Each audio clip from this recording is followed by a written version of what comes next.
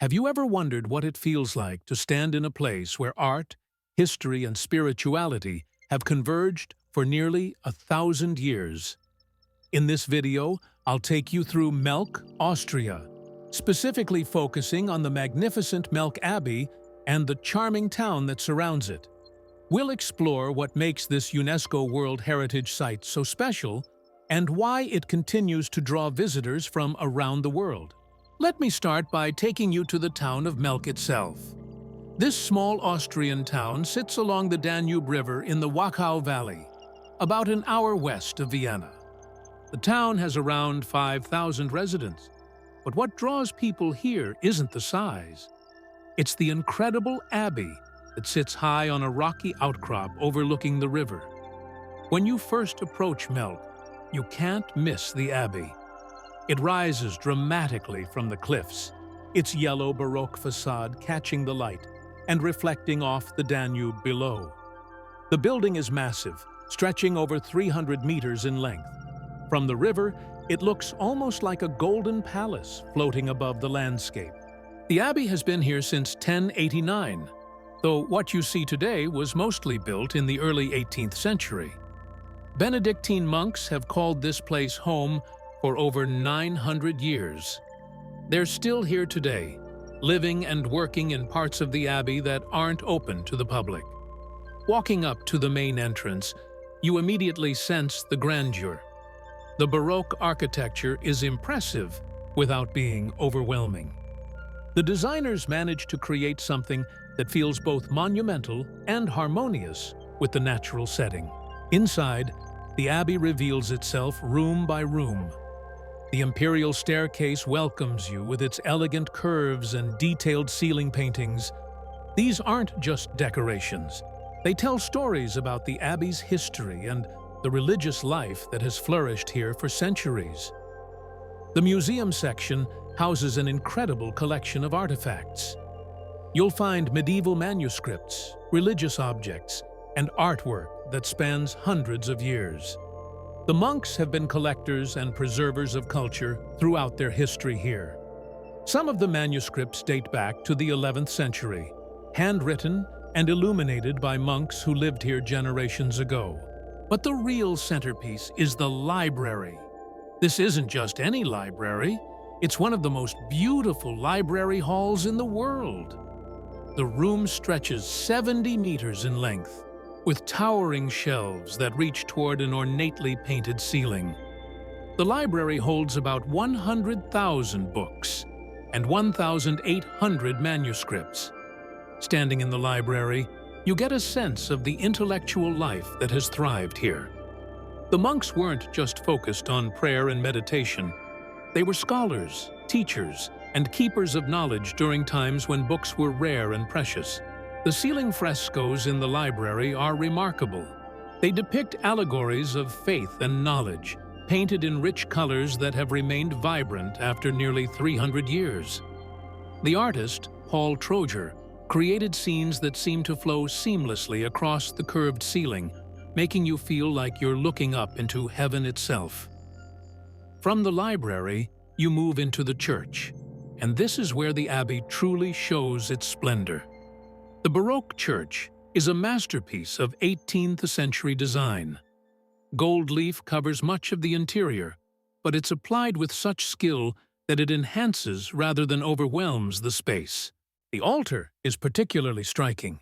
It's made of red marble from Salzburg, and the gold decorations catch the light streaming through the windows. Behind the altar, a painting by Johann Michael Rottmeier depicts the Assumption of St. Peter and St. Paul, the abbey's patron saints. The ceiling of the church is covered with frescoes that tell biblical stories. These aren't flat paintings on a ceiling. They're designed to create an illusion of three-dimensional space. When you look up, it feels like the ceiling opens to reveal heaven above. The church also contains the tomb of St. Columbin, an Irish pilgrim who was martyred in Austria in 1012.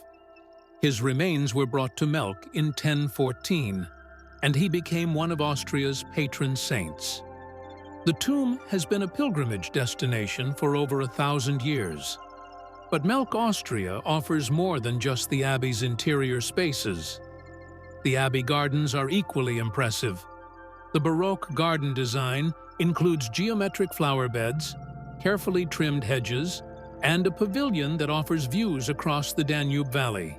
The garden pavilion houses a small museum dedicated to Abbey life through the seasons.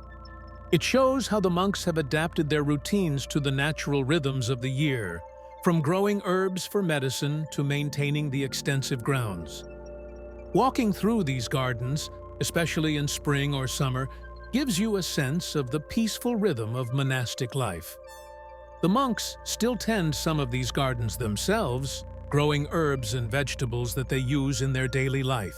The terrace provides one of the best views in all of Austria.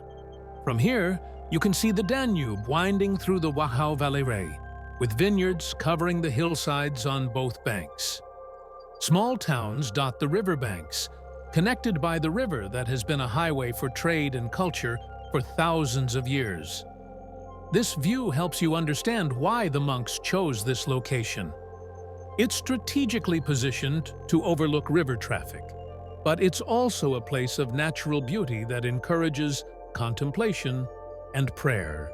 The Abbey also operates a high school, continuing a tradition of education that goes back centuries. About 900 students attend classes here, making the Abbey a living part of the community rather than just a museum. You can sometimes hear students in the courtyards during your visit, which adds to the sense that this is an active, working monastery rather than a historical artifact. The monks believe that education is part of their mission, and they've been teaching here for over 800 years. The town of Melk itself is worth exploring after your Abbey visit. The old town center has narrow streets lined with traditional Austrian buildings. Many of these date from the 16th and 17th centuries, when the town prospered from river trade. The main square, Rathausplatz, has a 16th century town hall and several historic buildings that now house cafes and shops. It's a pleasant place to stop for coffee and reflect on what you've seen at the Abbey. Melk is also famous for its connection to the Wachau wine region. The terraced vineyards you see from the Abbey Terrace produce some of Austria's best white wines, particularly Riesling and Gruner Veltliner. Several wineries in town offer tastings where you can sample wines made from grapes grown on the same hills where monks have been making wine for centuries. The Danube River plays a central role in Melk's character. River cruise ships stop here regularly, bringing visitors who have an hour or two to tour the Abbey. But if you have more time, you can take walks along the riverbank or even rent a bike to explore the Danube cycling path. This cycling path is part of a route that stretches from Germany to the Black Sea. The section through the Wachau Valley is considered one of the most scenic, with the Abbey serving as a landmark visible for miles along the river. During different seasons, Melk, Austria reveals different aspects of its character. Spring brings apple and apricot blossoms to the valley, creating a soft backdrop for the Abbey's Baroque grandeur. Summer fills the gardens with flowers and brings long days perfect for exploring both the Abbey and the surrounding countryside. Fall is harvest time in the vineyards, and the hillsides turn golden and red. This is when you really understand why this region has been settled for thousands of years. It's incredibly fertile and beautiful. Winter can be cold, but the Abbey looks magnificent against snow-covered hills, and the interior spaces feel especially warm and welcoming. The Abbey hosts concerts throughout the year, taking advantage of the incredible acoustics in the church and library. These range from classical music to contemporary performances, all enhanced by the stunning Baroque setting. If you're planning a visit, I'd recommend allowing at least 2 hours for the Abbey tour. The audio guide is excellent and provides context that helps you understand what you're seeing. The tour follows a set route that takes you through the most important spaces while protecting the areas where monks still live and work. Photography is allowed in most areas, though flash photography is prohibited to protect the artwork. The library and church are particularly photogenic, with natural light streaming through windows to illuminate the Baroque details. The abbey is open year-round, except for a few days around Christmas. Hours vary by season, with longer hours during the summer months when most tourists visit. I'd suggest checking their website before your visit to confirm current schedules and any special events. Getting to Melk is straightforward. Trains run regularly from Vienna, taking about an hour. The train station is a short walk from the abbey, making it an easy day trip. If you're driving, parking is available near the abbey, though it can fill up during peak tourist season. Many visitors combine Melk with other Wachau Valley attractions. Dürnstein, with its blue Baroque church tower, is just a few kilometers downstream. Krems, a larger town with its own historic center, is at the eastern end of the valley. But even if you only have time for Melk itself, you'll leave with a deep appreciation for how art, faith, and learning have combined in this remarkable place. The abbey represents nearly 1,000 years of continuous spiritual and cultural life, and that continuity is something you can feel when you walk through its halls. The monks who live here today are part of an unbroken chain stretching back to the 11th century. They've adapted to changing times while maintaining their core mission of prayer, learning, and service to their community. This combination of historical continuity and living tradition is what makes Melk, Austria special. It's not a museum piece frozen in time, but a working monastery that continues to evolve while honoring its past.